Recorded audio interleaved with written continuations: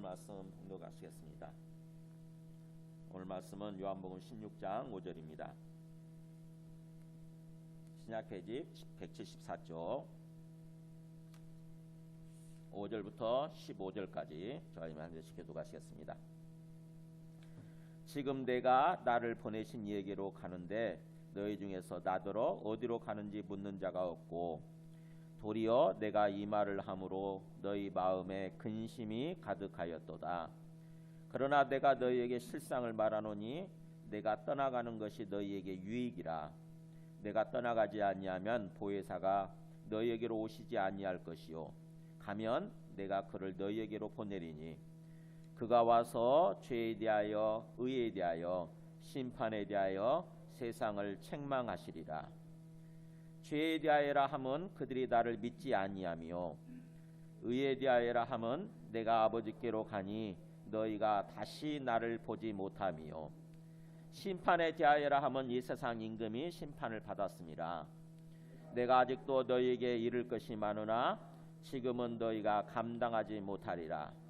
그러나 진리의 성령이 오시면 그가 너희를 모든 진리 가운데로 인도하시리니 그가 스스로 말하지 않고 오직 들은 것을 말하며 장래 일을 너희에게 알리시리라. 그가 내 영광을 나타내리니 내 것을 가지고 너희에게 알리시겠음이라. 같이 읽습니다. 무릇 아버지께 있는 것은 다 내 것이라. 그러므로 내가 말하기를 그가 내 것을 가지고 너희에게 알리시리라 하였노라. 아멘. 앉으시겠습니다. 어렵지요. 무슨 말씀인지 굉장히 어렵죠, 그죠? 네, 성경이 이게 번역한 거잖아요, 그죠? 히브리어, 헬라어로 돼 있는 거. 구약은 히브리어로 돼 있고 신약은 헬라어로 돼 있는데 그거를 우리말로 번역한 거죠. 번역하다 보니까 오히려 어렵습니다. 어려운데 더군다나 이 요한복음은 영적 세계의 진리죠. 영적 세계의 진리에 대해서 얘기를 하기 때문에 참 이렇게 우리가 영적으로 눈이 떠 있지 않으면은 요한복음은 참 어려워요. 예수님을 믿고 영적으로 살아가는 그거에 대해서 삶에 대해서 눈을 떠야 되는데 그런 영적인 삶에 대해서 눈을 뜨지 않으면은 이게 무슨 말인고 하게 되는 거예요. 이게 무슨 말인고 도대체. 이 현실적으로 그냥 우리가 보고 이렇게 만지고 경험할 수 있는 거면 쉽거든요. 근데 영적 세계라고 하는 거는 이 보이지 않는 거고 우리가 만질 수 있는 게 아니잖아요. 그렇지만 또 그게 진실이고 진리니까. 그래서 어쨌든 요한복음이 어려운데 반복해서 읽어야 되죠. 반복해서 간절히 기도하는 마음으로 읽어야 됩니다. 주님 이게 무슨 뜻인지 깨닫게 하여 주시옵소서.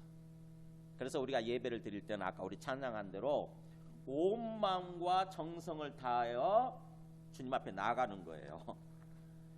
정말 온 마음, 우리의 마음 전체를 다하는 거죠. 우리의 마음 전체, 온 마음을 기울여서 주님 정말 제가 이 시간에 주님의 말씀을 깨닫고 또 주님의 말씀을 통해서 주님을 만나지 않으면 저 큰일 납니다. 저 주님 만나지 않으면 저 죽습니다. 이런 마음으로 주님 앞에 나아가야 되는 거죠. 대충 빨리 예배 시간만 빨리 지났으면 좋겠다. 빨리 예배 시간만 대충 때웠으면 좋겠다. 이런 자세면 안 돼요. 그래서 진정으로 주님을 만나고자 하는 그런 간절한 열심을 가지고 주님 앞에 나가서 주님의 말씀을 알려고 하고 그래서 주님 말씀에 말을 기울이고 그렇게 되면 깨닫게 되고 진정으로 우리가 살아계시는 주님을 영적으로 만나고 주님과 함께 동행하는 그런 삶이 펼쳐지게 됩니다. 그러면은 주님 앞에 나와서 이렇게 예배드리는 시간이 기다려지게 되고요. 주님 앞에 나와서 이렇게 기도하면서 주님을 만나려고 할 때 우리 영혼이 평안해지면서 너무 좋아요. 그 시간이요. 기도하는 시간이 막 짐이 되고 부담되는 시간이 아니라 정말 너무 편안한 거죠. 우리 마음이 편안해지게 되고요. 그야말로 정말 이 기도가 우리의 영의 생명이구나 이걸 깨닫게 되는 거죠. 예배드리고 기도하는 시간이 우리가 살아나는 시간이구나. 이게 사는 시간이구나. 그렇게까지 가야 돼요. 그 단계까지 영적으로 좀 성장이 되고 성숙이 이루어져서 그렇게까지 가야 돼요. 정말 주님을 만나기를 간절히 갈망하고 그래서 앞에 나와서 예배드리고 기도할 때 너무 좋은 너무너무 좋은 그런 단계까지 가야 되는 거죠. 우리 어린 아이들이 생각해보세요. 어린 아이들이 부모 떨어지기 싫어하잖아요. 그죠? 아마 부모 떨어져서 뭔가 수련을 한다거나 뭔가 어디 유학을 간다거나 그러면은 정말 부모 만나고 싶어 하잖아요. 그래가지고 부모 만나면 그렇게 좋아하잖아요. 그런 것처럼 우리는 하나님의 영적 자식들 아닙니까? 그래서 우리의 영적 부모가 되시는 하나님을 만나는 시간이 너무너무 기다려지고 기쁘고 그런 시간이 돼야 되는 거죠. 오늘 말씀에 찬찬히 이게 도대체 무슨 뜻인가 말씀에 찬찬히 계속해서 뭔가 눈으로 반복해서 읽으면서 뜻을 알려고 파악을 하려고 해보시기 바랍니다. 저는 예배 드릴 때 그래요. 어디 가서 제가 설교하지 않고 예배에 참석하게 되면은 그 읽은 본문을 놓고 수십 번 반복해서 읽으면서 생각을 해요. 그럴 때 그 목사님이 설교해 주시게 되면 그게 힌트가 돼가지고 더욱더 깨닫게 되는 거죠. 아 그렇구나 하면서 그렇게 되면 그 말씀을 통해서 말씀을 깨닫는 것을 통해서 주님을 만나게 되는 거예요. 영적으로 막 교제가 되는 거죠. 영적으로. 아 그렇구나.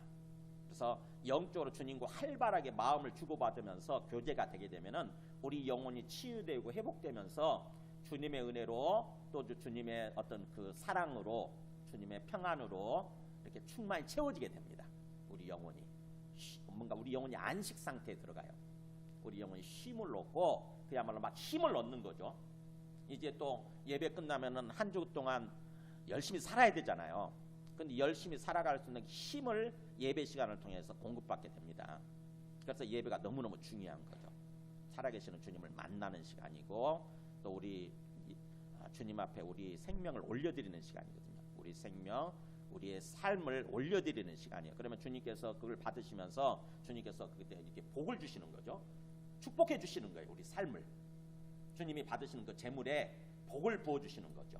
그렇게 되면 우리가 복된 삶을 살아가게 되는 거예요.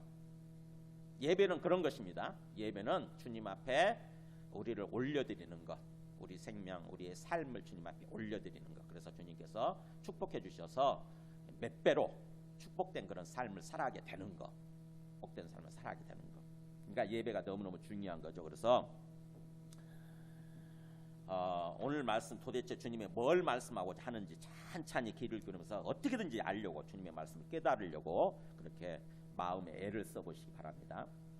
자 오늘 말씀 보면은요. 오늘 말씀 무슨 맥락부터 봐야 돼요. 지난 시간에 우리가 어디 말씀을 같이 예배 드렸습니까? 그 15장 18절부터 27절 그 부분을 가지고 말씀을 예배를 드렸는데 어떤 내용이었냐면은 세상이 우리를 미워하고 우리를 핍박할 거라고 하는 거죠.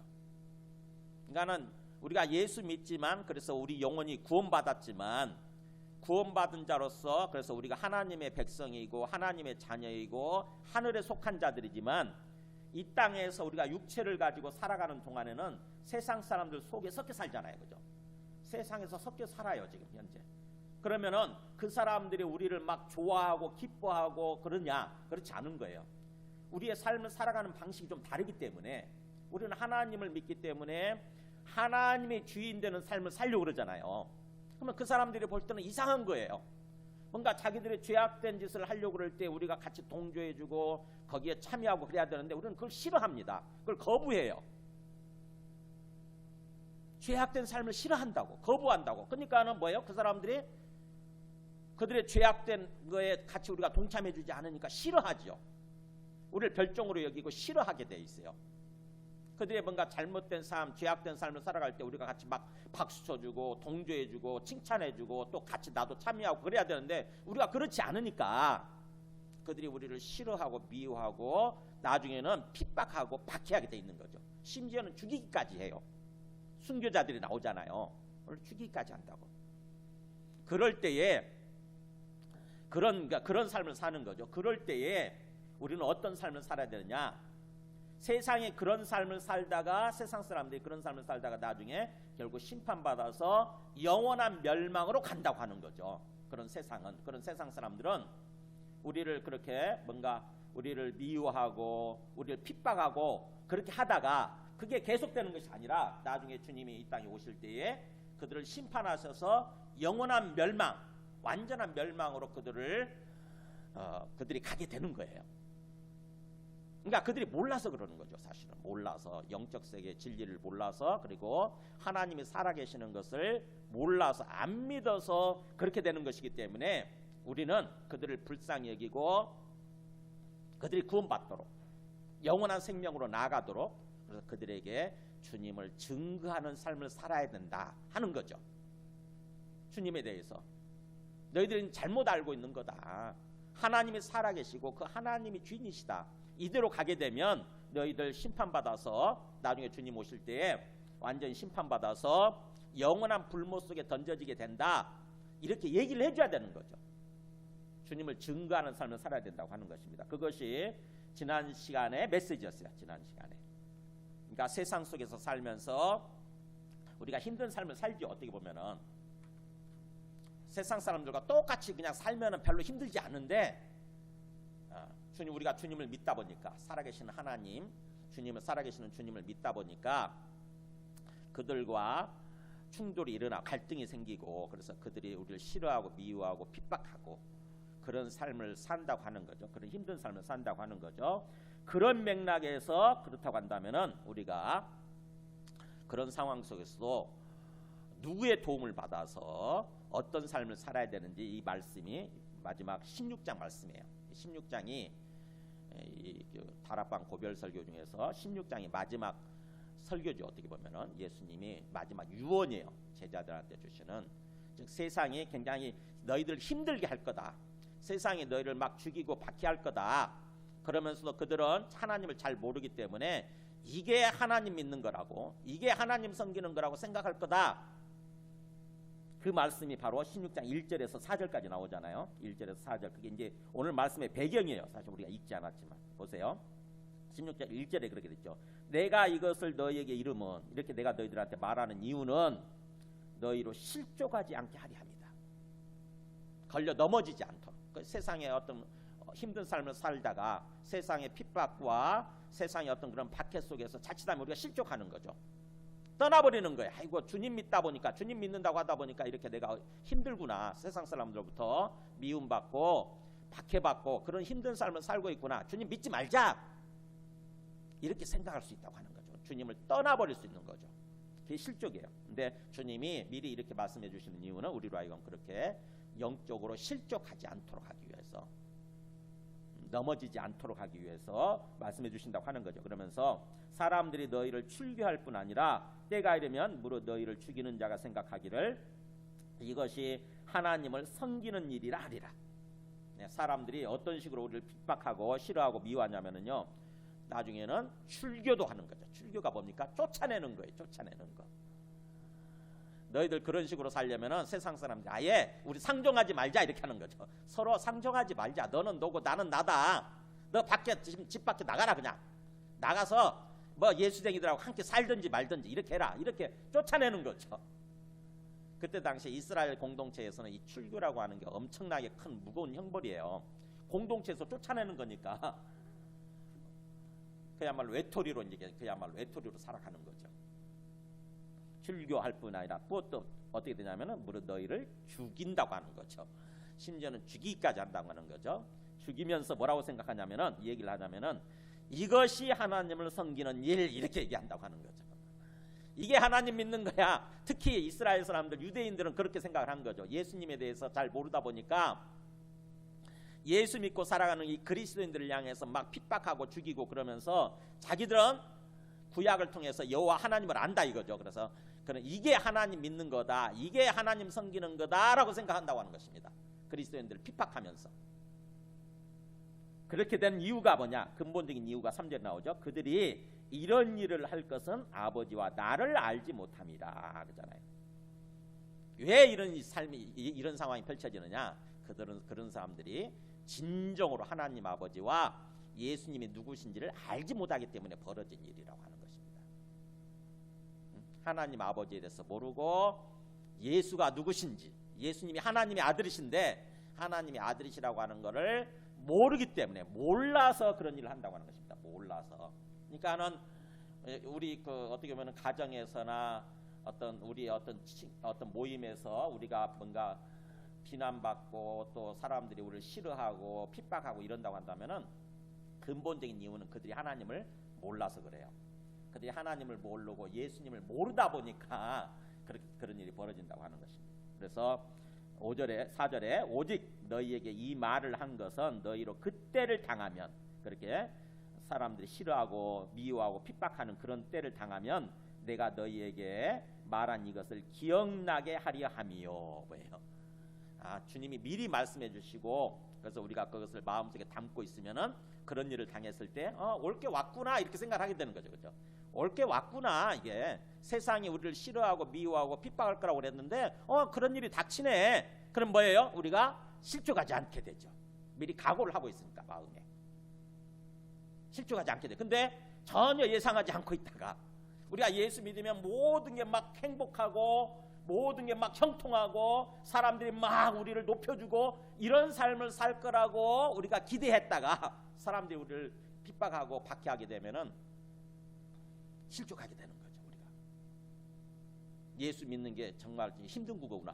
그래서 예수 믿지 말자 이렇게 하게 될 수 있다고 하는 거죠.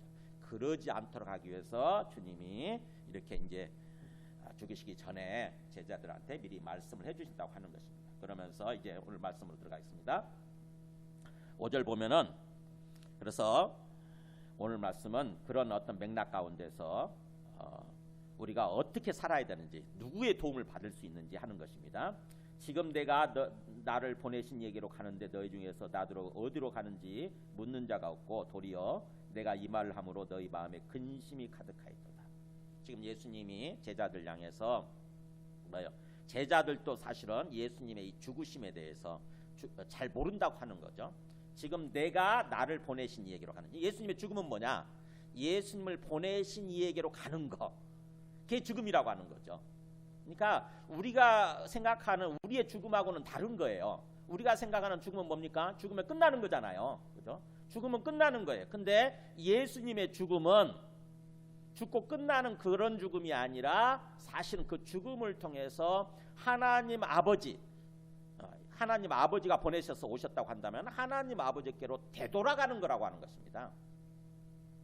근데 제자들은 그걸 모르기 때문에 뭐예요? 너희 마음에 근심이 가득하다. 그냥 근심만 가득한 거예요. 예수님이 우리를 떠나신다네. 우리의 선생님이신, 우리의 랍비이신 선생님이 그리스도께서, 예수님이 그냥 우리를 떠나 죽으신다는 거예요. 그러니까는 뭐예요? 마음속에 그 영적 어떤 진리에 대해서 알지 못하기 때문에 그냥 그것만 들어오는 거죠. 죽음만 들어오는 거예요. 죽음만. 예수님이 죽으신다. 예수님이 이제 우리를 떠나신다. 요것만 들어오는 거예요. 요것만 생각하는 거죠. 계속. 그러니까는 뭐예요? 마음에 근심과 걱정과 또 두려움 이런 것들이 가득한 상태라고 하는 거죠. 그러면서 예수님이 이렇게 말씀하죠. 그러나 내가 너희에게 실상을 말하노니. 실상이 뭡니까? 실제 진리예요. 실체, 진실, 진리.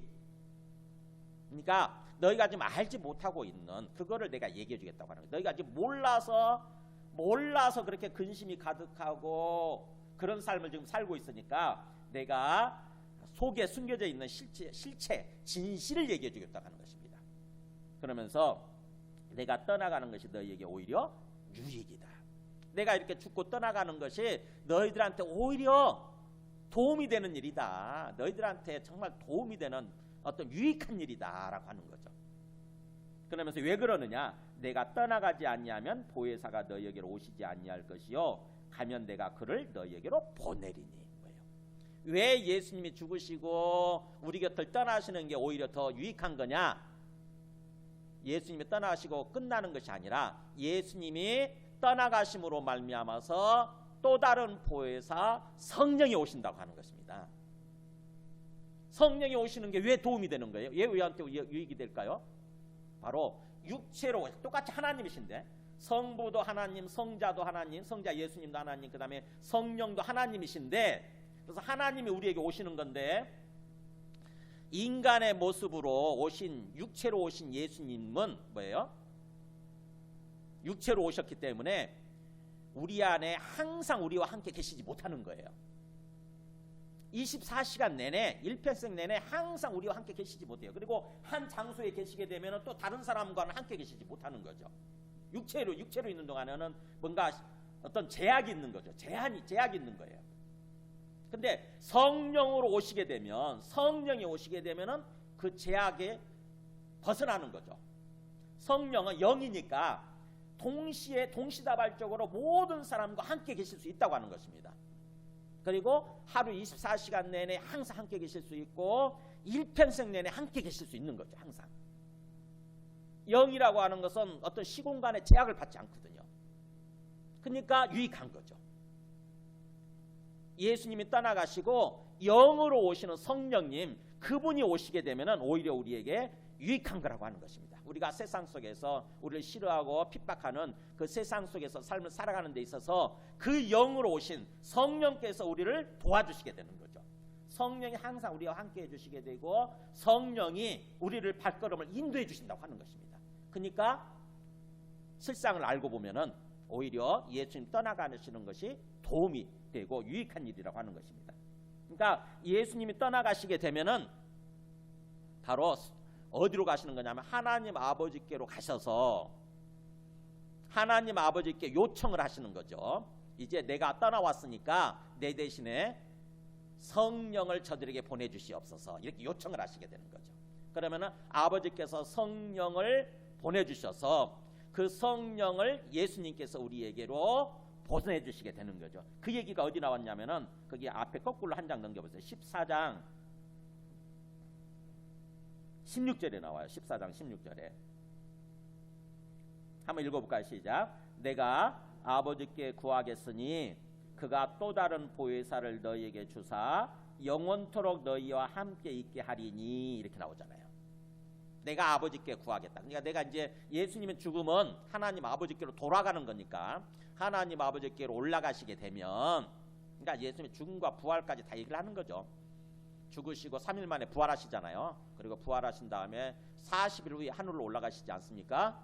그러니까는 예수님의 죽음과 부활과 승천까지 다 포함해서 얘기를 하는 거죠. 그래서 이렇게 하늘로 올라가시게 되면 아버지께 요청을 해서 또 다른 보혜사, 즉 예수님이 보혜사이셨는데 떠나가 버리신 거니까 이제 예수님 대신에 또 다른 보혜사를 보내주시게 된다고 하는 거죠.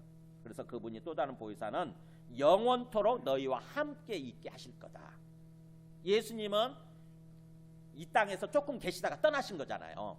근데 성령이 오시게 되면은 우리와 함께 영원히 계신다고 하는 것입니다. 그러면서 17절 그랬죠. 그는 진리의 영이라 세상은 능히 그를 받지 못하나니 이는 그를 보지도 못하고 알지도 못함이라. 그러니까 성령은, 또 다른 보혜사 성령은 진리를 가르쳐 주시는 진리의 영이신데 세상 사람들은, 예수님을 믿지 않는 세상 사람들은 그를 받지 못하고 보지도 못하고 알지 못한다고 하는 거죠. 성령이 영이니까 세상 사람들은 성령 얘기하면은 눈만 끔뻑끔뻑해요. 예수님에 대해서도 약간 들으면은 고개를 가웃가웃 하다가 4대 성인 중에 한 명이잖아요. 그러니까 그들도 예수님의 존재에 대해서 인정을 하는 거죠. 공자, 부처, 마호메트와 더불어서 4대 성인 중에 역사적인 인물로, 실제 역사적으로 실존했던 실제 인물로 인정은 하죠.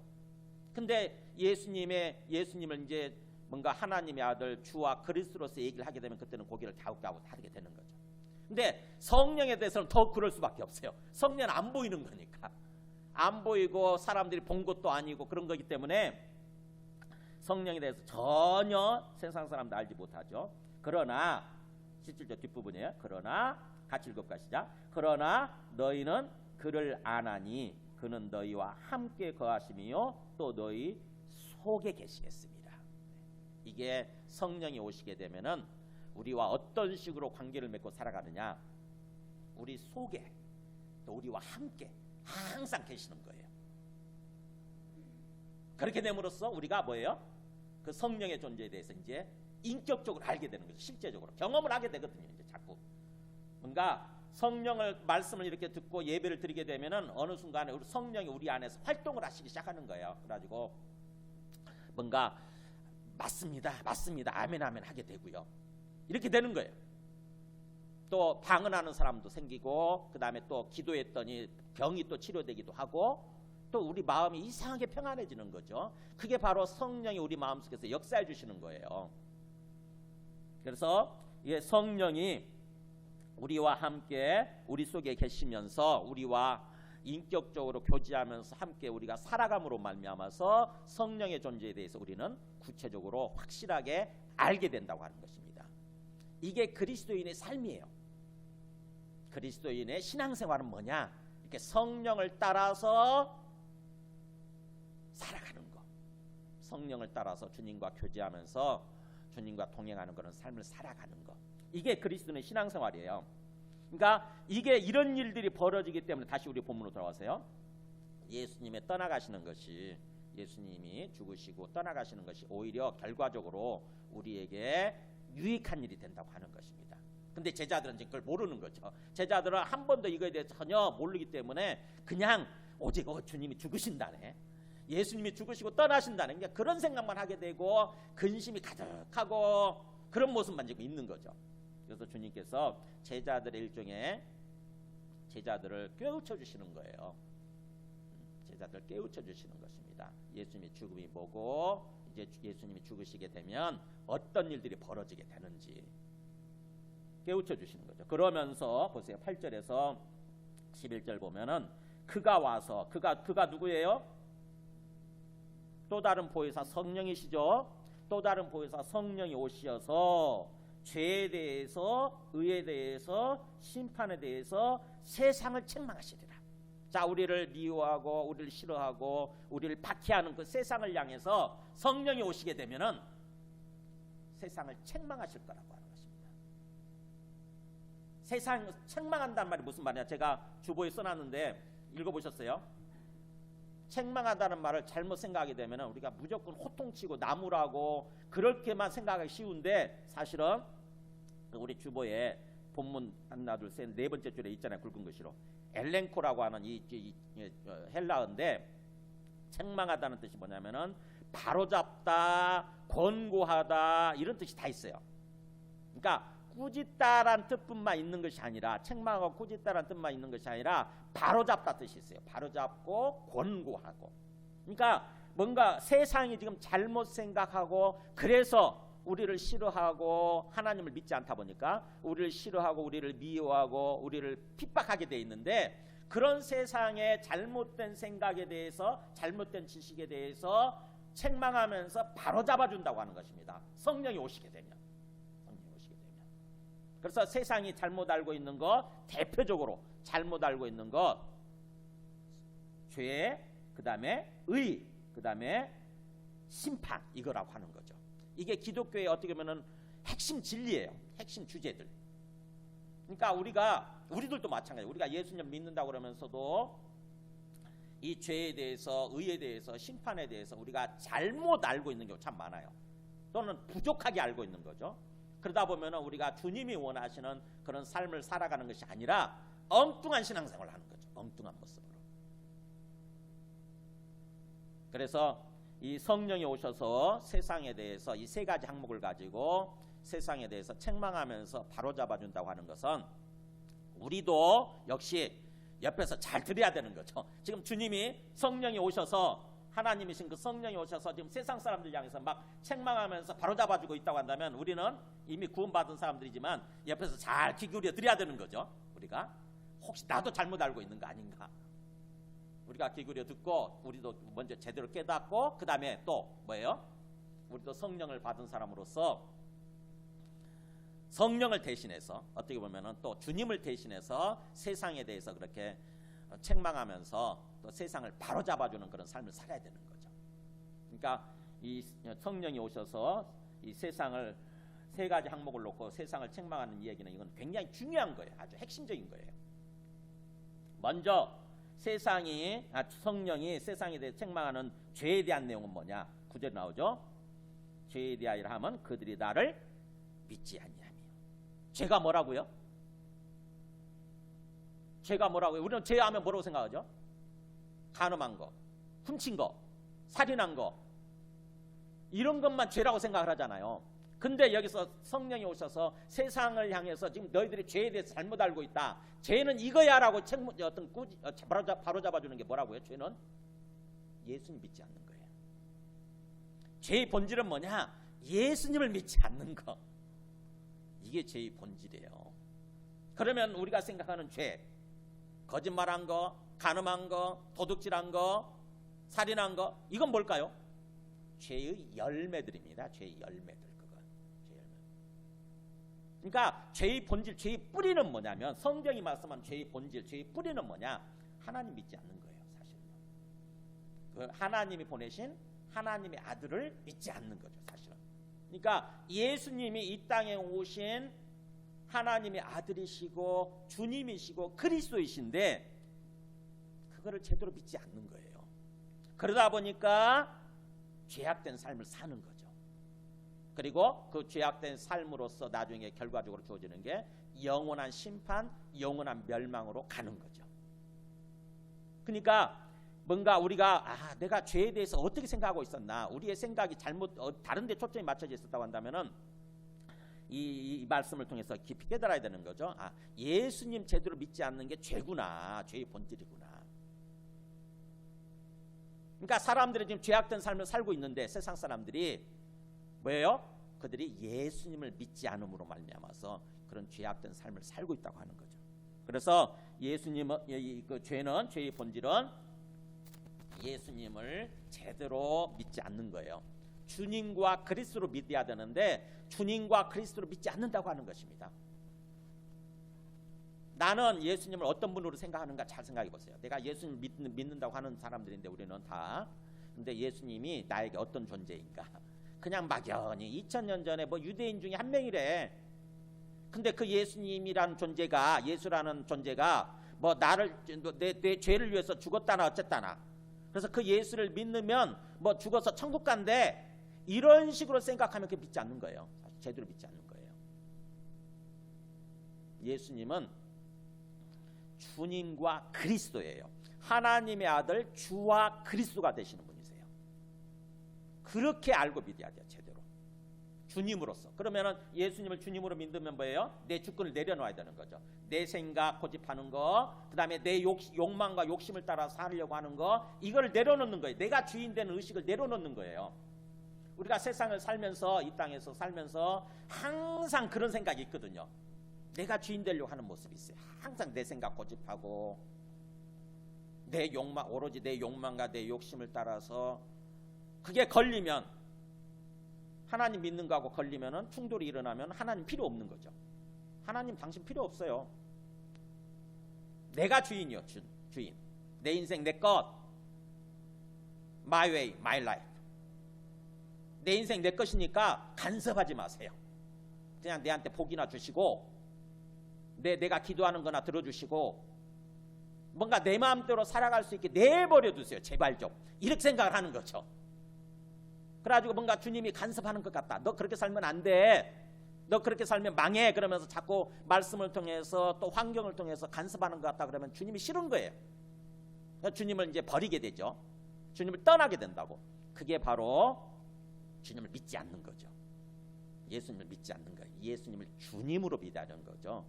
내 생각과 좀 달라도, 내 생각과 달라도 그분이 주님이시라고 한다면은 우리는 순종하는 것입니다. 내 생각을 내려놓고 주인의 말에 순종하죠. 그렇게 되면 결국에는 우리가 평안함을 누리게 되고 우리 삶이 복된 삶을 살아가게 되는 거죠. 순종을 해야. 근데 내 생각을 자꾸 고집하게 되면 그게 주님을 믿지 않는다고 하는 것입니다. 그래서 죄의 본질은 바로 세상 사람들이 지금 범하고 있는 죄의 본질은 뭐냐? 그리스도를 제대로 믿지 않는 것. 예수님을 주와 그리스도를 믿지 않는 것. 이게 죄의 본질이라고 하는 것입니다. 너희들 지금 그러고 있다라고 지금 성령이 책망을 하는 거죠. 세상을 향해서. 그러면서 또 의는 뭐냐? 의는. 의라고 하는 것은 의에 대하여라면 내가 아버지께로 가니 너희가 다시 나를 보지 못하며. 앞에 죄를 책망한다고 하는 것은 알겠는데 또 의를 책망한다는 말이 걸리죠. 어떻게 의를 책망을 하나? 바로 뭐냐면 의에 대해서 잘못 알고 있는 걸 책망하는 거죠. 의는 뭡니까? 내가 아버지께로 간다 이렇게 되잖아요. 그래서 너희가 나를 못 보게 될 거다. 즉 예수님이 하나님 아버지께 간다고 하는 얘기는 예수님이 누구란 얘기예요? 하나님의 아들이시라고 하는 거죠. 그게 의라는 거예요. 의가 뭐냐면은 하나님이 원래 세상을 창조하시고 지으실 때에 하나님이 올바르다고 생각하는 거, 하나님 앞에서 올바른 상태, 이게 의예요. 성경에서 의라는 말 많이 쓰잖아요. 너희는 먼저 그의 나라와 그의 의를 구하라. 그래서 이 의라고 하는 말이 굉장히 핵심적인 용어고 아주 중요한데, 우리 기독교 신앙생활에 있어서 중요한 용어인데, 의가 뭐냐? 예수가 하나님의 아들이시라고 하는 거, 이게 의라고 하는 것입니다. 의. 그러니까 뭐예요? 하나님이 올바르다고 생각하는 거, 하나님 우리가 제대로 생각하고 제대로 살고 있다고 생각하는 게 뭐냐? 의 상태가 바로 예수를 하나님의 아들로 믿는 거죠. 예수님이 하나님의 아들이시라고, 즉 하나님이신 거죠. 이 땅에 오신 하나님의 아들, 하나님으로서 되시는 거, 그걸 믿는 거, 그게 의라고 하는 것입니다. 근데 세상 사람들은 예수라고 하는 존재를 역사적인 인물로 인정을 한다 할지라도 그렇게 인정을 않는 거죠. 하나님의 아들로 인정을 하지 않는 거예요. 그래서 그들이 잘못 생각하고 있는, 잘못 알고 있는 의에 대해서 세상을 책망하면서 바로잡아 주시게 된다고 하는 것입니다.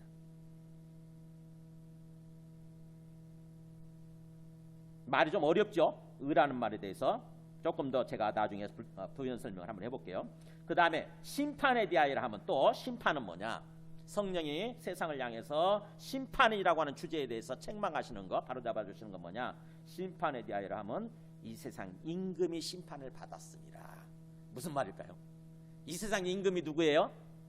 바로 세상 사람들 마음속에 역사하면서 이끌고 가고 있는 마귀고 사탄이에요. 마귀고 사탄이 심판을 받았다고 하는 거예요. 세상 사람들이 그거를 모르는 채 살고 있다고 하는 것입니다.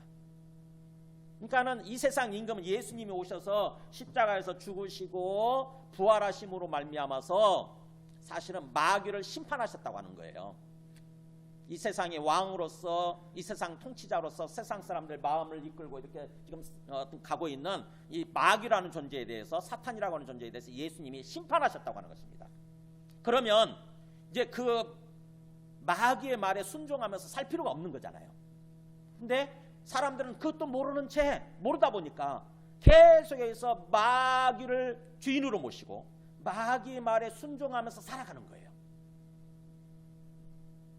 그걸 책망하신다고 하는 것입니다. 자, 예수님 오셔서 이 세상 임금을 심판하셨다. 그 말이 무슨 말이냐? 우리 창세기 3장 15절 보여줘 보세요. 창세기 때 벌써 이런 말이 있어요. 장차 그리스도가 이 땅에 오시면 어떻게 하실 것인지, 마귀라고 하는 존재가 우리를 하나님에게서 떠나게 만들고, 또 우리로 하여금 죄를 범하게 만들고 죄악된 삶을 살아가게 만들고, 그래서 장차 우리가 영원한 심판과 영원한 멸망에 들어가게 만드는 그런 일을 하고 있기 때문에, 그리스도가 오시게 되면, 우리를 구원하시기 위해서 그리스도가 오시게 되면 어떤 일을 할 거냐라고 창세기에 이렇게 얘기가 돼 있어요. 내가 너로 여자와 원수가 되게 하고, 너는 사탄이에요. 내가 사탄 너로 하여금 여자 원수가 되게 하고. 그러니까 뭐예요? 우리 여자의 후손들이잖아요. 우리 인간들이죠. 인간들과 원수가 되게 할 거고, 너의 후손도 여자의 후손과 원수가 되게 하리니. 그러면서 여자의 후손은 너의 머리를 상하게 할 것이다. 이렇게 나와요. 여자의 후손이 누구냐? 바로 그리스도예요. 여자의 후손으로 오신 그리스도가 오시게 되면은 네 머리를 깨뜨릴 거다. 이렇게 네 머리를 상하게 할 거, 치명타를 가한다고 하는 거죠. 사탄의 머리를 깨뜨릴 거고, 그러면서 너는 그의 발꿈치를 상하게 할 것이니라. 그러니까 사탄, 너는 그리스도의 발꿈치, 뭐예요? 그리스도를 죽이는 거죠. 사실은 그리스도를 핍박하고 죽이는 거예요. 근데 뭐예요? 거기서 끝났으면은 발꿈치를 상하게 한 것이 아니라 그야말로 그리스도의 머리를 상하게 했겠죠. 근데 그리스도가 그 죽음에서 부활하심으로 말미암아, 다시 살아나심으로 말미암아, 그 사탄이 공격한 게, 그리스도를 공격한 게 아무것도 아니라고 하는 거죠. 살아남으로 말미암아 죽음을 완전히 무력화시킨 거잖아요. 그죠? 죽음을 완전히 무력화시킨 거예요. 그리스도를 죽였더니 3일 만에 살아나 버린 거예요. 죽음이라고 하는 게 사탄이 갖고 있는 최고의 무기거든요. 그래서 죽음을 가지고 우리를 위협하고 우리를 그러는 거예요. 그럼 너 죽는다. 그러면 우리가 깨갱하면서 꼼짝 못하고 사탄의 말에 순종하면서 사탄이 시키는 대로 하거든요. 사탄 시키는 대로 삶을 살아가는 거예요. 죽음을 가지고 우리를 위협하니까. 내가 그렇게 살면은 사탄의 말에 순종하지 않고 살면은 내가 죽을 것 같으니까.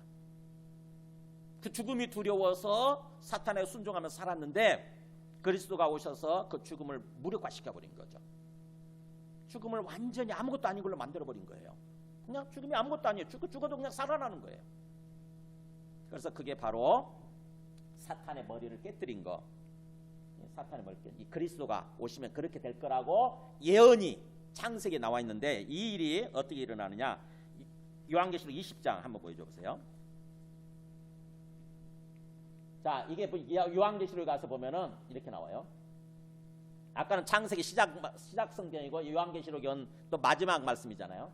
그래서 예수님이 오셔서 어떤 일을 벌이셨냐면은 내가 보매 천사가 무저갱의 열쇠와 큰 쇠사슬을 그의 손에 가지고 하늘로부터 내려와서 용을 잡으니 같이 읽어볼까 시작. 용을 잡으니 곧 옛 뱀이요 마귀요 사탄이라 잡아서 1000년 동안 결박하여 이런 말이 나오죠.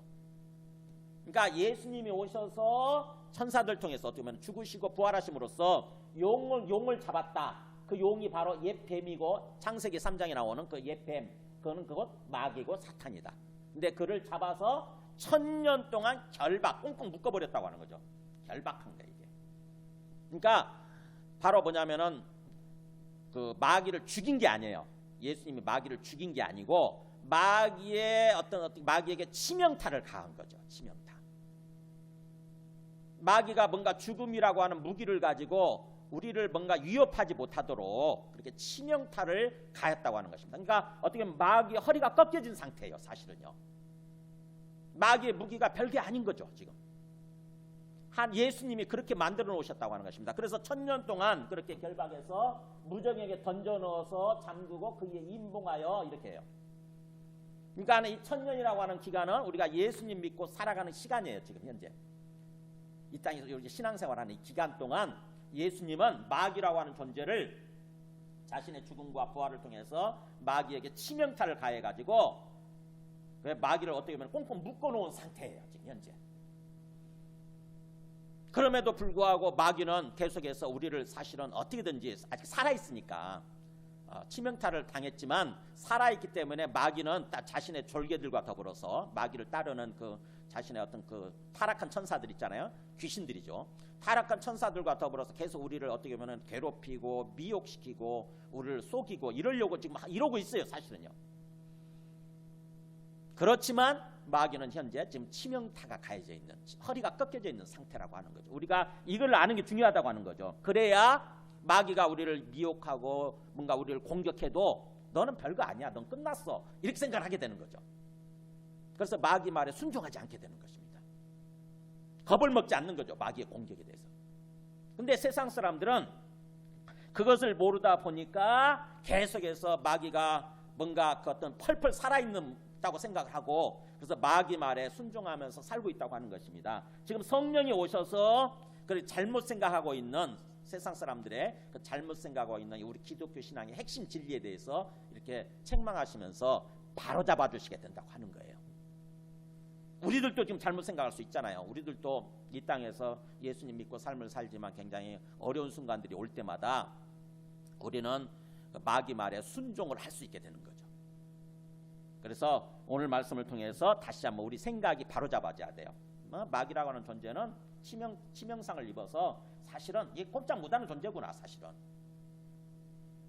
마치 그거하고 똑같아요. 옛날에 우리가 그 6.25 때 북한 공산군이 쭉 내려와가지고 막 저 낙동강까지 내려갔잖아요. 우리가 막 도망친 거죠. 낙동강까지 내려갔을 때 이제 내버려 두게 되면 어떻게 됩니까? 완전히 점령당하겠죠. 우리나라가 완전히 망하게 되겠죠. 근데 메가더 장군이 어떻게 했냐면은 인천 상륙작전을 펼치잖아요. 그죠? 인천 상륙작전을 펼쳐가지고 그거에 성공을 하고 그래서 그 하늘에 서울에다가 깃발을 꽂잖아요. 깃발을 꽂았잖아요. 그 순간 어떻게 됩니까? 승리한 거나 마찬가지잖아요. 우리가. 그렇잖아요.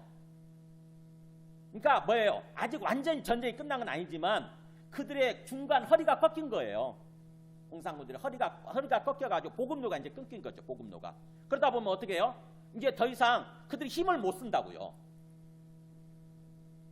이 남한 땅에 남아 있는 그 어떤 그 공산군들, 어떻게 보면 그 사람들 또 빨치산들이죠. 그 사람들이 이제 저녁이 되면 우리를 공격하죠. 그죠? 저녁이 되면 우리를 공격하고 낮이 되면 또 우리의 군인들 또 경찰들이 또 우리를 또 보호해주고 이렇게 이런 모습으로 그 완전히 어떤 그 잔당을 완전 우리가 그 어떤 그 어떻게 다 점령할 때까지 다 멸살시킬 때까지 그런 일이 벌어진 거죠. 저희 고향이 가장 그 유명했던 곳이에요. 빨치산으로 유명했던 곳이에요. 저희 부모님들이 얘기를 해주는데 그랬다고 그러더라고. 저녁이 되면은 그 사람들이 내려오고 또 낮이 되면 다시 또 군인들이 또 그곳을 또 이렇게 또 차지하고 계속 아침 저녁으로 그렇게 계속 번갈아 그랬대요. 근데 그 사람들이 저녁에 내려와 가지고 우리를 뭔가 어떤 그 미혹시키고 뭔가 핍박하고 막 그럴 때에 자칫하게 되면 이게 이미 인천 상륙 작전이 성공을 해서 그들은 끝난 거다. 그들은 완전히 그들이 끝난 거다. 끝난 거나 마찬가지다. 이런 생각을 하지 않게 되면 거기에 굴복하게 되는 거죠.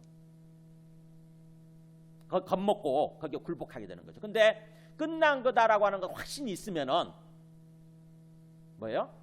그들이 거기에 굴복하지 않고 오히려 강하게 담대하게 그들이 맞서 싸우는 그런 모습으로 우리가 살아갈 수 있게 되는 거죠. 오늘 말씀이 그거예요. 지금 세상 임금이 심판 당했다, 심판 받았다 그 말은 이제 그 세상 임금에 계속해서 옛날처럼 거기에 굴복하면서 그런 삶을 살지 말라고 하는 거죠. 그들이 잠시 핍박하고 박해해도 그들은 끝난 거다. 죽은 거나 마찬가지다. 끝난 거나 마찬가지다. 이런 확신이 있어야 된다고 하는 것입니다. 우리 마음속에. 사탄과의 싸움에서. 그래서 우리가 진정으로 이것을 믿는다고 한다면은 이제 어떤 삶을 살아야 되느냐. 12절부터 15절까지가 보세요. 내가 아직도 너에게 이를 것이 많지만 이것들 외에도 내가 말할 것이 많지만 지금은 너희가 감당하지 못하리라 그러면서 그러나 진리의 성령이 오시게 되면 그러니까는 예수님이 이제 죽으시고 부활하시고 나중에 성령이 이 땅에 오시게 되고 성령을 받게 되면 자연스럽게 우리가 다 예수님이 말씀해 주시지 않은 것도 알게 되고 깨닫게 될 거라고 하는 거죠. 그러나 진리의 성령이 오시면 그가 너희를 모든 진리, 온전한 진리죠. 완전한 진리 가운데로 인도하시리니 그러니까 우리가 진리 가운데서 제대로 된 삶의 이치잖아요. 진리라고 하는 게 제대로 참된 삶의 이치 가운데서 삶을 살아가도록 그렇게 인도하시리니 그가 성령께서 스스로 말하지 않고 자기 말을 하지 않고 오직 들은 것을 말하시며 들은 것은 듣는 것을 원래는 그런 원래 시제가 그렇게 돼 있는데 항상 위에서 하나님 아버지께서 말씀해 주시면 그리고 또 예수님이 말씀해 주시면 그 듣는 것을 말씀하신다고 하는 거죠. 성령은 하나님 아버지의 말씀대로 예수 그리스도의 말씀대로 듣는 것을 말씀하시면서 그러면서 장래 일을 너희에게 알리시리라. 그러니까 우리가 어떤 삶을 살아야 되는지 장래에 어떤 일들이 벌어질 것인지 그것들에 대해서 우리 삶을 인도해 주신다고 하는 거죠. 성령께서. 그가 내 영광을 나타내리니 그러니까 성령이 오셔서 하시는 주된 일은 뭐냐? 예수님의 영광을 나타내는 거예요. 왜냐하면 내 것을 가지고 너희에게 알리시겠습니다. 그러니까 성령님의 사명은 뭐냐? 성령님이 오셔서 하는 일은 예수님을 증거하기 위해서 예수님을 우리한테 알려주시기 위해서 오신 거예요. 사실은. 그래서 성령을 통해서 우리가 예수님을 더 알게 되고 또 예수님을 통해서 사실은 하나님 아버지를 우리가 더 알게 되는 거죠. 그래서 무릇 아버지께 있는 것은 다 내 것이라. 그러니까 하나님 아버지께 속해 있는 것은 다 예수님의 것이다. 그 말은 결국 예수님도 하나님 아버지와 같은 하나님이시라고 하는 거죠. 하나님. 그래서 그 삼위일체 하나님의 진리를 얘기하는 거예요. 하나님 아버지도 하나님, 예수님도 하나님, 성령도 하나님. 그래서 그러므로 내가 말하기를 그가 성령께서 내 것을 가지고 예수님의 것을 가지고 너에게 알리시리라 하였노라. 그래서 결국 우리가 성령을 통해서 삶을 산다고 하는 것은 신앙생활을 한다고 하는 것은 결국 예수님을 제대로 믿게 되는 거고요. 또 예수님을 믿는 것은 결국 하나님 아버지를 믿고 하나님 아버지의 뜻대로 삶을 살아가는 게 되는 거예요. 자, 그러면은 결론이 나오죠. 지금 우리가 예수님 안 보이잖아요. 지금 우리 곁에 안 계시잖아요. 그죠? 안 보이잖아요. 그러면은 우리가 이제 어떤 삶을 살아야 돼요? 예수님 대신에 누가 와 있습니까? 성령이시잖아요. 보혜사 성령이 우리 마음 안에 있어요. 안 보이지만 우리 마음 안에 지금 계신다고. 진정으로 우리가 예수님을 믿고 고백을 하면은 성령을 우리가 받게 되고 성령이 각 사람 심령 속에 있는 거예요. 그러면 우리가 이 땅에서 예수 믿고 신앙생활 할 때, 삶을 살아갈 때 어디다 초점 맞춰야 되는 거예요? 바로 성령께 초점 맞춰야 되는 거예요. 성령. 직접적으로, 1차적으로 성령께 초점 맞추고 성령과 교통하면서 성령의 인도하심을 따라서 삶을 살려고 해야 되는 거예요. 그게 예수님 믿고 삶을 사는 거예요. 더욱더 예수님에 대해서 잘 알게 돼요. 그러니까 성령이 오셔서 말씀을 깨닫게 해주시고 그 말씀을 통해서 예수님이 누구신가를 자꾸 우리가 알게 해주시는 거니까. 그래서 성령께 1차적으로 초점을 맞춰야 되는 거죠. 성령. 근데 신앙생활 이제 처음 시작하시는 분들이나 주님의 말씀을 잘 모르는 분들은 성령이 보이지 않기 때문에 뭔가 잘 모르는 거죠. 전혀 성령과는 상관없는 삶을 살려고 하는 거예요. 예수님 믿기도 힘든데 더 보이지 않는 성령 뭐라고 이렇게 생각하는 거죠. 아, 예수님 믿기도 지금 힘든데 성령이 뭐야 또? 실제로 그런 호소를 저한테 하신 분이 계셨어요. 목사님은 왜 자꾸 성령 얘기하냐고. 그냥 예수 믿고 그러면 이제 죽어서 천국 간다고 하는 얘기가 참 듣기 좋았는데, 그런 얘기가 듣기 좋은데 그런 얘기만 해주시면 되는데, 그래서 나는 예수 믿고 이제 교회 다니는 거니까 그러면 이제 우리 죽어서 천국 간다고, 아 그런 얘기만 해주시면 되는데 왜 자꾸 성령과 교통하는 그런 영생의 삶을 살아야 된다고 얘기를 하는 거냐고. 나는 구원의 확신이 없어지고 그래서 뭔가 그렇다고, 그래서 교회 떠나겠다고 그런 분이 있었어요. 뭐예요? 그 마음도 이해는 되긴 하지만, 전 주님이 말씀하시는 거잖아요. 제 얘기가 아니고 성경 얘기잖아요. 주님이 말씀하신다고. 주님이 내가 떠나가면 성령을 보내준다. 보혜사 성령을 보내줄 테니까 그 성령이 하시는 일은 나를 알리는 거다. 나를. 그렇기 때문에 너희는 이제, 나는 안 보이니까 하늘에 계셨지만 안 보이니까 이제 구체적으로 너희 안에 와 계시는 성령께 초점 맞추고 성령과 교제하고 교통하는 그런 삶을 살아라 라고 지금 주님이 말씀하시는 거잖아요. 내 생각을 내려놓고 주님의 말씀이 뭔가, 주님의 마음이 뭔가, 거기다 귀를 기울이려고 해보세요. 주님의 심정이 뭔가, 주님의 마음이 뭔가. 그래서 요한복음은요 계속해서 주제를 거기다 맞춰요. 요한복음 3장 6절에 보면은 니고데모한테도 얘기하실 때 이렇게 얘기하죠. 육으로 난 것은 육이요 영으로 난 것은 영이니. 그러니까 두 가지 우리 신앙생활이 있다고 하는 거죠. 두 가지 삶이 있어요. 육으로 나서 육으로 살아가는 거. 이게 육이라고 하는 게 육신이거든요. 육신. 우리 타락한 본성, 육신, 사르크스라고 하는. 그러니까 어떻게 보면 육체를 의미하기도 하고 육체적인 생명이죠. 육체적인 삶이죠. 육신적인 삶, 육신적인 신앙생활이 있고, 그 다음에 성령으로 태어나서 영으로 살아가는, 성령의 인도하심을 따라서 영적인 신앙생활을 하는 거죠. 그런 어떤 영적인 신앙생활이 있다고 하는 거예요. 두 가지가 있다고 하는 거죠. 그렇다고 한다면 예수님은 지금 우리한테 어떤 삶을 살라고 하는 거예요? 육으로 나서 육으로 살아가는, 육신을 따라 살아가는 그런 거 살지 말고 영으로 태어나서 영으로 살아가는 성령적인 영적인 신앙생활 해라, 영적인 삶을 살아라 라고 하는 거잖아요. 지금 여기다 초점 맞추고 있잖아요. 그 다음에 또 어디 나오냐, 요한복음 6장 63절도 보여주세요. 한번 위에 읽어볼까요? 시작. 살리는 것은 영이니 육은 무익하니라. 자, 예수님이 오셔서 지금 뭘 말씀하고자 하는 거냐면, 살리는 것은 영이다. 그러니까 우리의 생명을 살리고 우리로 하여금 하나님과의 관계 속에서 삶을 살아가게 만드는 거죠. 영생의 삶을 살아가게 만드는 것은, 우리의 생명을 살리는 것은 영이다. 영. 그 반대에 육이라고 하는 것, 육신이라고 하는 것은 도움이 안 된다. 무익하다라고 하는 거죠. 그러니까 우리가 자칫하게 되면 예수님 믿고 삶을 살면서 이 육신적인 신앙생활을 하기 쉽거든요. 많은 사람들이 그렇게 살아요. 육신적인 신앙생활.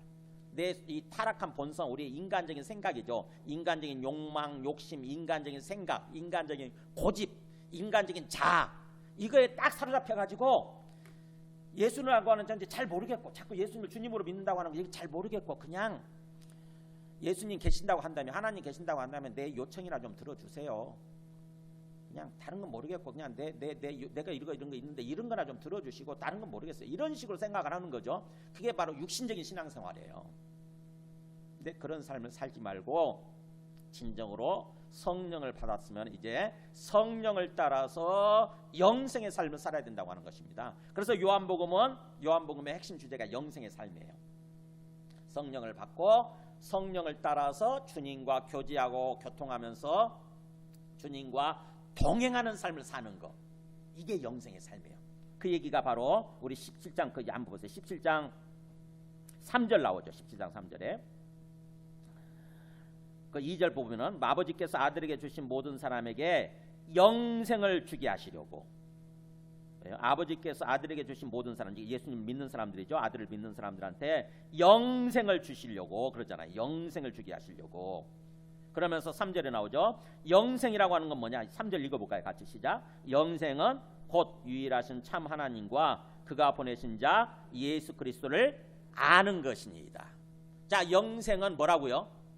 우리가 보통 영생하면 어떻게 생각하냐면, 영생은 영원히 사는 것, 그래서 죽어서 얻는 것, 이렇게 생각하기 쉽잖아요. 죽어서 얻는 것, 죽어서 자꾸 그렇게 붙는다고. 죽어서 이 땅에서는 영원히 못 사니까 죽어서 얻는 것, 그게 영생이야. 근데 그런 뜻이 아니라고 하는 거죠. 영생은 예수님 믿음으로 말미암아서 우리한테 주어지는 새로운 삶이에요. 새로운 삶. 곧 하나님과 유일하게 계시는 진정한 참 하나님과 그가 보내신 아들 예수라고 하는 이 그리스도를 알아가는 거, 아는 거. 안다고 하는 게 이게 지식적으로 아는 게 아니라 교제를 통해서 실제적으로 알아가는 거죠. 이게 인격적인 알미예요. 인격적이야. 그러니까 내가 누구를 만나서 교제하게 되면 그 사람을 알게 되잖아요. 그죠? 그 사람에 대해서 내가 트럼프에 대해서 잘 몰라요. 한 번도 만나본 적이 없으니까. 근데 트럼프를 알죠. 그 사람이 미국 대통령이고 3번 결혼했고 다 기본적인 건 알아. 하지만 그 사람이 어떤 사람인지 내가 그 사람과 만나서 교제해 본 적이 없기 때문에 잘 몰라요. 그 사람이 인격이나 이런 게 잘 모른다고. 요즘 보여주는 거 보면 정말 고집불통이구나 이런 생각을 하게 되는데, 완전 욕심쟁이고 완전 똥꼬집쟁이구나. 똥꼬집쟁이 저 사람. 그런 생각을 하게 되는데, 만나서 그 사람하고 교제를 해봐야 아는 거죠. 그래서 트럼프에 대해 제일 잘 아는 사람은 아마 그 부인일 거예요. 그죠? 부인이 같이 살아보니까 저 사람이 어떤 사람인지 아는 거죠. 그게 아는 거, 그게 바로 영생이에요. 영생. 우리가 하나님에 대해서, 예수 그리스도에 대해서 성령을 통해서, 성령을 따라서 자꾸 교제하는 시간을 갖다 보면은, 하나님은 어떤 분, 예수님은 어떤 분, 이렇게 가슴으로 아는 거죠. 가슴으로, 인격적으로 아는 거예요. 그래서 실제 삶을 살아가면서, 특히 뭔가 세상이 우리를 미워하고 핍박하는 그런 상황 속에서 삶을 살아갈 때에 자연스럽게 하나님 아버지와 또 예수님과 교통이 일어나요. 교제가 되면서 주님의 마음을 알겠고, 그러면서 자연스럽게 어려운 상황 속에서도 평강을 누리면서 살아요. 그게 영생의 삶이에요. 영생의 삶. 그러니까 우리가 예수님 믿는다고 하는 것은 이 땅에서 그런 영생의 삶을 사는 거, 그것을 위해서 예수님이 성령을 보내주신다고 하는 것입니다.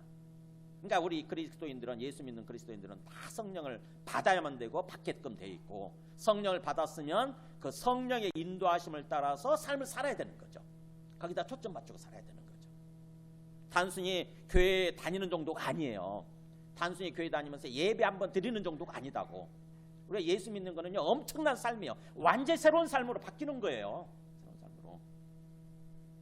자, 그래서 말씀을 정리합니다. 우리가 예수 믿는다고 할 때에 그걸 한번 제가 우리 그 파워포인트에다 정리를 한 게 있는데, 예수 믿고 구원받음의 과정 한번 이게 있을 거예요. 한번 보여줘보세요. 한번 보세요. 이 개념을 잘 알고 있어야 비로소 예수님을 제대로 믿을 수 있어요. 첫 번째, 죄를 사함받고 의인이 되는 거예요. 예수님 믿으면 예수님을 정말 부활의 증거를 통해서, 결정적인 증거가 부활이죠. 여러 가지 표적들이 있지만 결정적인 증거는 예수님이 죽음을 이기시고 부활한 거, 그 부활로 예수를 주와 그리스도로 믿는 거예요. 그리고 그러면 성령을 받는 거죠. 그게 바로 뭐예요? 우리 죄가 용서되어지고 우리가 하나님을 모르고 살아갔던 하나님 부인하고 살았던 그 죄가 용서되어지고 의인으로 바뀌는 거예요. 우리가 이제 의인으로. 그래서 이신칭이 이렇게 얘기하는 거예요. 이신칭이. 그게 1단계 구원이에요. 1단계 구원. 그렇게 되면 이 땅에서 어떤 삶을 사느냐? 육신이 아닌 성령을 따라 이제 영생의 삶을 사는 거예요. 이 땅에서 신앙생활이라고 하는 것은 성령을 받았으면 이제 육신을 따라 살지 않고 성령을 따라서 주님과 교제하고 동행하는 영생의 삶을 사는 거. 그러면서 하나님의 형상으로 자꾸 회복이 되어져 가는 거예요. 우리가 원래 하나님의 형상을 따라 지음받았거든요. 우리 신적인 존재로 거룩과 사랑이 충만한 존재로 원래 지음받았어요. 근데 하나님을 떠나면서 그걸 잃어버렸다고. 거룩도 잃어버리고 사랑도 잃어버리고. 근데 하나님과 교제하면서 영생의 삶을 살면요, 우리 안에 거룩이 회복되어지고 사랑이 회복이 되어져요. 그러면서 자연스럽게 온 땅의 구원을 위해서 주님을 증거하는 삶을 살지요. 우리 삶 자체가 주님을 드러내는 삶이 돼야 되는 거예요. 거룩과 사랑의 삶을 살면요, 자연스럽게 주님이 증거됩니다. 어디 가서 예수님 믿으세요 이런 얘기 하지 않아도 그런 얘기를 하기 전에 우리의 인격, 우리의 삶을 통해서 주님이 증거되는 삶을 사는 거예요. 그러면 장차 나중에 마지막 어떻게 되느냐? 장차 주님의 재림하시고 부활하게 되는 거죠. 우리가 주님이 이 땅에 오실 때 우리가 부활해 가지고 이제 영원한 천국에서 영원히 주님과 함께 직접 보면서 주님을 보면서 살게 되는 것. 그게 구원의 완성이에요. 구원의 완성. 그러니까 여기가 먼저 우리가 이신칭이 되는 것은 1차 구원이죠. 1차 구원받은 거. 그 다음에 이 땅에서 삶을 사는 거. 그 다음에 나중에 2차 구원이죠. 구원의 완성에 들어가는 거. 구원의 완성에 들어가는 거. 우리가 부활하게 되는 거. 우리는 어디 과정에 있어요 지금? 현재 1단계를 지나서 지금 2단계 있는 거잖아요. 그렇죠? 성경은 자꾸 얘기를 얘기해요. 성경은, 그러니까 우리가 성경을 읽을 때 어느 부분을 얘기하는지를 항상 이걸 잘 봐야 돼. 1단계를 얘기하는지 2단계를 얘기하는지 3단계를 얘기하는지. 많은 사람들이 자꾸 예수님 믿으면 우리가 죄가 용서되었으니까 이제 우리는 죽으면 천국 간다. 자꾸 죽은 후의 세상에 대해서만 얘기를 한다고. 그러니까 성경이 이해가 안 되는 거지. 초점이 잘못 맞춰져 있으니까. 그래서 우리는 지금 2단계 상태, 이미 1단계 지나서 성령을 받아서 지금 2단계 상태, 이 땅에서 지금 영생의 삶을 사는 거, 성령을 따라서 이거를 잘 생각하시기 바랍니다. 그래서 말씀을 정리하면 지금 주님이 이 말씀을 하시고 나서 제일 마지막에 결론이 어떻게 보는가 보세요. 33절, 16장 33절. 이 말씀을 지금 길게 해주시는 이유가, 자세하게 얘기해 주시는 이유가 33절 같이 읽어볼까 시작. 이것을 너희에게 이르는 것은 너희로 내 안에서 평안을 누리게 하려 함이라. 세상에서는 너희가 환난을 당하나 담대하라. 내가 세상을 이겼노라. 바로 이게 주님의 목적이에요. 주님의 의도예요. 세상에서 너희가 사는 동안에 광야니까 이게 지금 우리 인생 자체가 이 신앙생활을 하는 이 기간 자체가 광야를 걸어가고 있는 거니까 환난 당한다. 여러 가지 어려움들이 있을 수 있다. 그러나 그 어려움에 쫄지 말고 겁먹지 마라. 뭐예요? 담대하게 살아라. 강하고 담대하게 살아. 왜? 주님이 이미 이겼다라고 하는 거죠. 주님이 이미 세상을 이겼기 때문에 중요한 것은 우리가 주님을 믿고 주님의 말씀대로 대처하는 거예요. 주님 말씀대로. 그 마지막 말씀 읽으려고 그랬더니 베드로전서 읽어야 되겠네요. 베드로전서 5장 8절에 보면은 이렇게 나오잖아요. 너희 염려를 다 주께 맡기라. 이는 그가 너희를 지금 돌보고 계신다. 다 지금 돌보고 다 보고 알고 계신다. 근신하라 깨어라. 그다음에 너희 대적 마귀가 우는 사자같이 두루다니며 치명타를 당했지만 치명상을 입었지만 사자는 마귀는 포기하지 않아요. 계속 포기하지 않고 막 울부짖는 사자처럼 어슬렁거리는 먹잇감 없나 하고 이렇게 돌아다니는 사자처럼 두루다니면서 산길잘 탔는다. 믿음이 없고 그러면은 삭혀버리는 거죠. 막 뭐요? 그대로 마귀 밥이 되는 거죠. 우리는 어떻게 해야 되냐? 너희는 믿음을 굳건하게 하여 그를 대적하라 이랬잖아요. 굳은 믿음을 가지고 그를 대적하는, 맞서 싸우는 거예요. 딱 벼락같이 소리를 질러야 되는 거죠. 어떻게 마귀를 향해서 야 마귀야 사탄아 물러가라 이렇게 해야 되는 거죠. 나는 너희한테 순종하지 않는다. 너는 이미 허리가 꺾여 있는 아무것도 아닌 존재다 하는 거죠. 거기서 겁먹고 막 벌벌 떨고 마귀가 시키는 대로 하지 말고. 야고보서 4장 6절도 마찬가지죠. 이렇게 나오잖아요. 그런즉 너희는 하나님께 복종할지어다. 읽어볼까 시작. 마귀를 대적하라. 그리하면 너희를 피하리라. 네. 마귀 앞에 쩔쩔매면은 쩔쩔매고 막 겁먹고 그러면은 마귀가 적당히 양보할 것 같죠. 그래 됐다 하고 그냥 너 니만 이렇게 할 것 같죠. 근데 안 그래요. 마귀는 계속 우리를 코너로 봅니다. 자꾸 뭔가 이렇게 절벽으로 보는 거죠. 그래서 우리를 죽이고 최종적으로 우리가 죽고 끝나요. 사실은요. 마귀한테 굴복하면 죽고 끝납니다. 죽어야 끝나. 그러니까 마귀한테 자꾸 굴복하지 말고 쩔쩔매고 겁먹지 말고 뭐예요? 강한 믿음. 하나님이 살아계시고 하나님이 내 주인이시다. 가지고 그 믿음으로 나아가는 것입니다. 더욱더 어려운 상황일수록 주님을 붙잡고 주님께 순종하는 모습으로 사는 거예요. 그러면 주님이 물리쳐주시는 거죠. 주님이 사탄을 물리쳐주시고 주님이 우리의 삶을 승리하는 삶으로 형통한 삶으로 복된 삶으로 인도해 주신다고 하는 것입니다. 그러니까 우리가 성령을 받아서 성령의 인도하심을 따라서 주님과 교제하면서 또 뭔가 그 어떤 그 마귀를 향해서 강하고 담대한 모습으로 사는 거, 이게 중요한 거죠. 우리의 어떤 믿음에 달려 있고 우리의 순종에 달려 있다고 하는 것입니다.